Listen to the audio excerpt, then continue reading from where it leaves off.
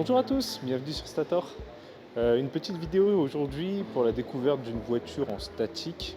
Bon, cette voiture, je l'attendais un tout petit peu, hein. Il s'agit de ce machin-là.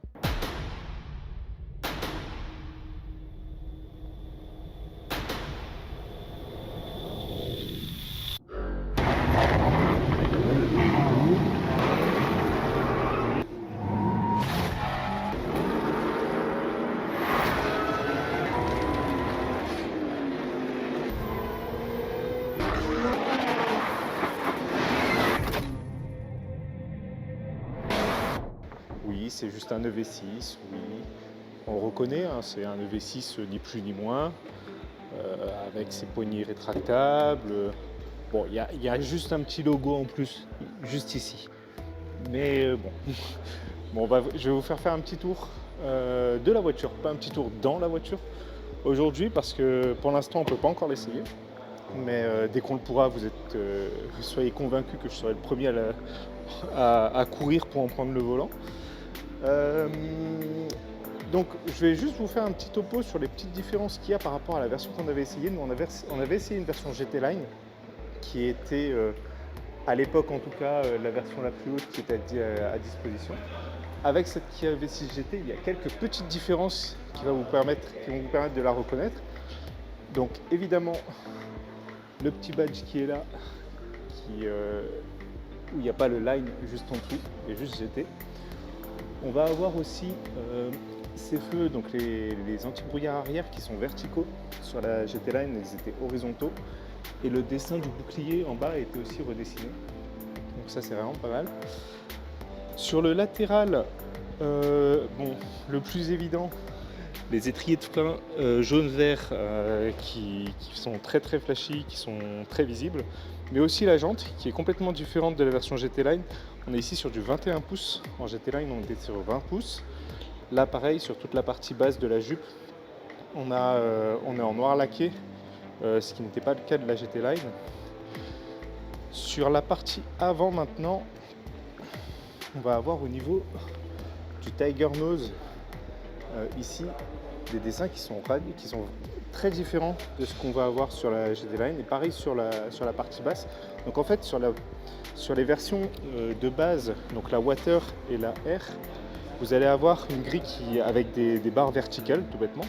Sur la GT Line, vous allez avoir des rectangles horizontaux, et ici on a ces espèces de dents qui lui donnent un aspect furieux, vorace. Elle veut manger des grosses voitures, clairement.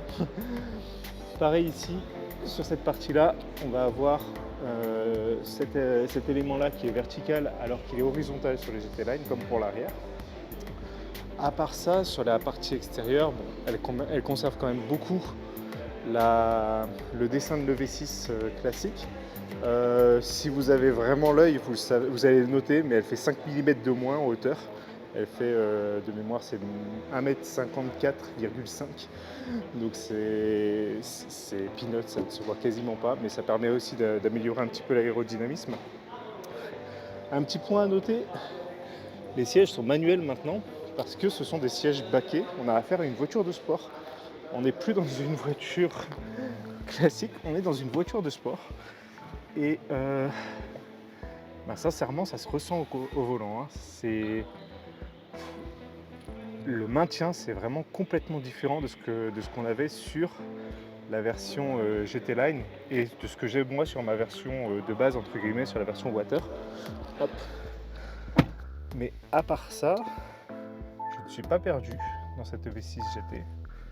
Je retrouve tout ce qu'on a, tout ce que j'ai sur ma version basique, à part le fait que il se pourrait que Robert, chez Kia, il ait un petit peu pété un plomb et il ait décidé de mettre 585 chevaux dans une voiture familiale. Bon, après tout, pourquoi pas. Mais voilà, au niveau du média, il n'y a pas de changement majeur.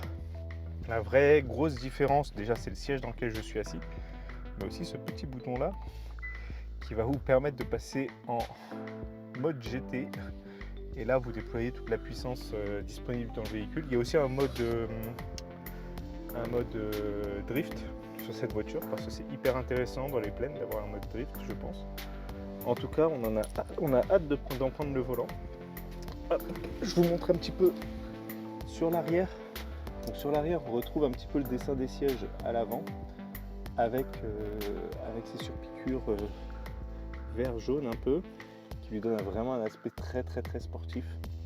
Donc on dispose aussi sur cette version GT de base, hein, c'est pas une option, ça a été mis sur toutes les voitures, mais vous avez le V2L. Donc la petite prise à l'intérieur et aussi le connecteur extérieur pour vous branchez depuis la prise extérieure. Je vais vous montrer ça tout de suite.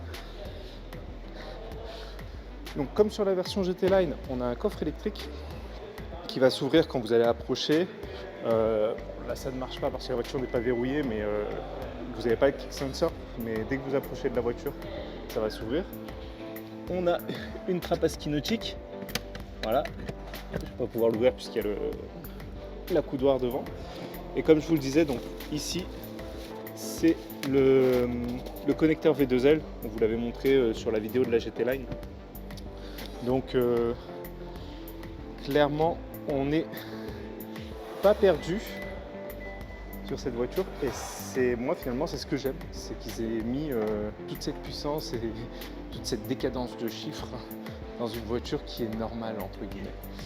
Et en parlant de chiffres justement, normalement je dois ouvrir le capot. Allez, je vais le faire juste pour la blague. Mais du coup, je vais vous donner un petit peu les performances de cette V6 GT. Alors, je vous l'ai déjà dit, 585 chevaux. C'est plus que la Taycan qu'on avait essayé, puisqu'on avait essayé une Taycan 4S qui se contentait de 571 chevaux. Bon, évidemment, c'est pas la Turbo S. Juste un petit visuel sur le frunk, j'en profite que le capot est ouvert. Donc beaucoup plus petit que sur la version GT Line qu'on avait essayé, puisque sur la version GT Line, nous avions un propulsion. Et évidemment, passer 585 chevaux que sur les roues arrière, c'était compliqué. Donc ici, nous avons un 4x4. Donc comme il y a un moteur là-dessous, on a perdu un petit peu en frunk, mais au moins, il existe encore. Donc 585 chevaux, 740 Nm de couple. Il y a de quoi arracher des arbres avec ça. Vous accrochez un arbre à l'arrière, vous le déracinez, c'est parfait. Ça doit être fait pour ça d'ailleurs. 740 Nm de couple. On a un 0 à 100 qui est abattu en 3 secondes 5. Et abattu, c'est le bon terme, hein, parce que vous allez avoir la tête qui va s'abattre contre cette partie-là du siège, qui est plutôt dur d'ailleurs. Hein. Avec un maintien vraiment parfait. Sincèrement, le maintien des sièges est vraiment bien fait. On a ensuite, en termes d'autonomie annoncée selon le WLTP, c'est 424 km. C'est très important de savoir si on peut faire le tour de l'île avec, donc j'ai hâte qu'on me le prête pour pouvoir valider ça. Hein. C'est juste un test scientifique, rien de plus. Et 3 secondes 5 du 0 à 100, ça commence à percuter un peu certaines petites marques comme Porsche ou Lamborghini. Voilà. Donc voilà pour ce petit tour à l'arrêt. Tiens, j'en profite. Il y a un GT Line juste là. Comme ça, vous pouvez bien voir que sur le côté, c'est pas exactement la même voiture. Mais on va donc...